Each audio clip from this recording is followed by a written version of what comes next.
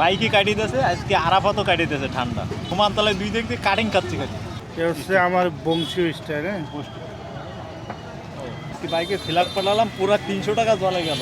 মোট 500 কাঠ। আর রান্না দিয়ে পুরা 500 কাটিয়ে দিয়েছে এই রাত্রেবেলা। যেদিন যায় না সেদিন সমান যায়, কিচ্ছু বলার নাই। কই ঠান্ডা কই, দাও দাও দাও দাও।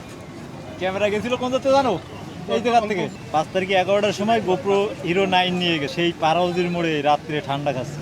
মানে কপালে যদি থাকে আরে আমি সোর সোর কিছুই নিতে পারে না। গোপ্রো গেল, আসলো ডিজিআই আর আরাফাতের পান, অপূর্ব জোস।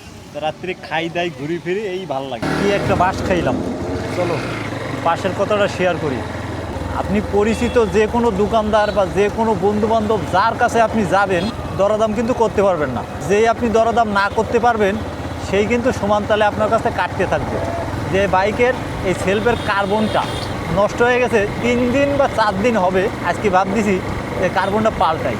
কারণ পরিচিত এই কার্বন পাল্টাই মিস্ত্রি খরচ, সে আমার কাছে 300 টাকা নিচ্ছে। কার্বনটার দাম শুধু 100 টাকা, মেশিন চার্জ 200 টাকা। আর পরিচিত লোকের কাছে যাবেন, আমার মতো 300 টাকা ছিলা খাবে, যাতে করে আপনারা এরকম পরিচিত লোকের কাছে যাওয়ার পরে ছিলা না খান।